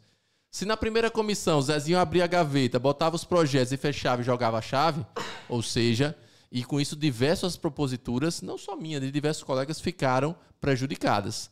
Nesses 6 primeiros meses, a gente tem dialogado muito com o líder Cristiano, que é o presidente da CCJ atual, para que ele tome outra postura. E o que a gente vê, pelo menos nesse primeiro momento, é algo diferente. Tivemos, essa semana, pela primeira vez, eu não tinha visto isso na Assembleia, uma pauta de votação só com projetos de deputados. Nos outros 2 mandatos, para entrar um projeto de deputado, tem que esperar um projeto do Executivo, esperar um projeto do Judiciário, que era um absurdo. Porque eu acho que a Assembleia tem condição de fazer pautas toda semana, até pelo volume, né, de propositura que temos lá, não só do deputado George, mas de todos os deputados e deputadas. Com relação às matérias, sim, nós temos uma produção legislativa forte, infelizmente, muito prejudicada com esses engavetamentos de legislaturas passadas, PEC da ficha limpa, acabar com a aposentadoria de ex-governador, que o STF foi mais rápido do que a própria Assembleia Legislativa, porque a gente botou o projeto e não andou, e o STF derrubou depois. Fizemos, e aí eu digo, do que virou lei, que me chama muita atenção até hoje, em que pese eu não ser da área, um ativista da área, é o Código de Proteção aos Animais de Sergipe, foi o primeiro código do nosso estado, virou lei, por isso que eu sempre faço questão de citar essa legislação, porque a grande maioria dos projetos do deputado Geórgio, infelizmente, não conseguiam sair da CCJ. E aí a gente atuou ali em diversas frentes, em diversas áreas, né, porque as pessoas nos procuram e a gente vai avaliando, e o que é positivo e dá para fazer para o projeto de lei, a gente faz. Então temos muitas matérias lá, para o funcionalismo público, né, para a questão também dessas áreas que são importantes, envolvendo os artistas. Por exemplo, agora tivemos Festejo Juninos, apresentamos mais uma vez um projeto, né, para a valorização do artista sergipano, que a gente espera avançar, acabar com a violência nos estádios e nas praças esportivas. Tem lá um projeto nosso. Né, estamos finalizando mais algumas matérias agora, né, para protocolar ainda nesse mês de setembro. Protocolamos algumas que a gente entende pertinente, até em parceria, né, com o vereador Lucas Aribé, o ex-vereador Lucas Aribé, que nos sugeriu, por exemplo, que colocássemos como mais um critério de desempate em concursos públicos, né, a questão de quem tem ali a formação em Libras, no empate essa pessoa teria, vamos dizer assim, o degrau a mais. Lógico, se desempate. Um critério de desempate, como hoje tem a idade, por exemplo. A idade, participação em júri, popular. Lá, essas coisas. Então a gente quer criar isso também, uma ideia do Lucas Aribé. Então, assim, a gente sempre fez também um mandato muito fiscalizador. Eu acho que a marca do deputado Geórgio, quando se ouve lá fora, é isso. É um cara que fiscaliza, o cara que abre o diário oficial todos os dias, que fica ali lendo o que saiu. Por exemplo, saiu hoje uma publicação que a Secretaria da Fazenda quer alugar um prédio, né, para poder sair daquele local que eles estão, segundo eles, para fazer uma reforma. E aí, pelas características dos imóveis, são pouquíssimos imóveis naquelas características que vão atender 1.000 e tantos metros quadrados, com não sei quantas vagas de estacionamento, com não sei quantas vagas de elevador, com tantos elevadores. Então, assim, você já vê que é algo que já está em vista o prédio. Só querem fazer a arrumação, por exemplo, da parte burocrática. Então, assim, a gente está sempre ali com a nossa lupinha no Diário Oficial, indo também nas estradas, nas rodovias estaduais, como nós tivemos agora no recesso. Né? Rodamos muito no recesso, encontramos muito buraco, né? Muito buraco mesmo. E aí a gente fica assim feliz porque as pessoas também confiam no nosso mandato, nos mandam denúncias. Né? Lógico, alguns preferem não se identificar porque tem coisas, né, que podem comprometer, mas é a missão do deputado. É legislar, é fiscalizar, é cobrar informações. E agora, por exemplo, como não recebemos informações do secretário da Casa Civil, da secretária da Fazenda e da própria Amorosa, ingressamos essa semana com 4 mandatos de segurança, porque fizemos o pedido de informação no primeiro semestre. Tem coisas que nós pedimos há mais de 120 dias, com ofícios reiterados, e as secretarias pouco fizeram caso. Não tem o que fazer. É ir para a justiça. Então é dessa forma que a gente vem mantendo a nossa atuação, com destaque aqui, participando também da UNALE, que é a nossa entidade nacional, sim, agora também na UPM, que é uma entidade já mais da América do Sul, e feliz pelo nosso trabalho. Deputado Geórgio, o tempo da gente já está bem estourado. Queria, assim, em linhas gerais, Geórgio é pré-candidato a prefeito de Ribeirópolis e me diga assim uma análise geral, assim, em 1 minuto, do que você acha da gestão do prefeito Rogério Sobral. Conjuntura local, né? Sim, nós colocamos nosso nome como pré-candidato a prefeito de Ribeirópolis. Lógico que é algo que precisa de validação no momento certo pelo grupo, mas colocamos o nome. Eu creio que Rogério conseguiu também, como Fábio, uma prefeitura mais organizada. Meu pai fez um trabalho muito forte de organização da prefeitura anteriormente, mas continuamos com as mesmas dificuldades. Né? Os nossos jovens sem a atenção devida, sem a geração de emprego, né, situações ainda que se repetem com deficiências na área da saúde, na educação. E a gente não percebe, por exemplo, uma preocupação com o presente, mas buscando ali coisas novas, inovação, tecnologia, algo que faça, por exemplo, Ribeirão se transformar numa cidade 4.0, como a gente já vê em outros locais, essa preocupação. Então, é algo que a gente quer debater com a sociedade de Ribeirópolis no próximo ano, durante o período eleitoral, levando as nossas ideias, né, e cada um faça a sua reflexão se merecemos ou não a confiança. É isso. Chegamos ao fim da entrevista. Queremos agradecer, primeiramente, deputado, sua presença, seu carinho em atender nosso convite, sua atenção aqui em atender o nosso convite. Dizer que gostamos muito da conversa e está à sua disposição para as considerações finais. Eu que agradeço, né, sempre à disposição. Sempre importante a gente trazer esse tipo de informação, né, para o público de vocês, Defon, Flavão. E, lógico, né, continuaremos a nossa trincheira de luta, ali fazendo a nossa parte na Assembleia, esperando que o governador Fábio, né, que já dançou no Carnaval, já dançou no forró, acabe com as dancinhas, bote a mão na massa e ajude o povo de Sergipe que tanto precisa. Assim encerramos, né, o nosso Real Político Podcast. Queria agradecer também a sua participação. Queria agradecer a você que está nos assistindo agora, né, mais um Real Politique, e dizer que voltaremos na próxima semana, né, contando com a sua audiência. Queria agradecer ao deputado pela brilhante entrevista. Se a gente tivesse mais tempo, eu tenho certeza que tinha muito mais a mostrar diante do seu brilhante trabalho. Agradecer a todos e voltaremos na próxima semana, se Deus quiser. Muito obrigado.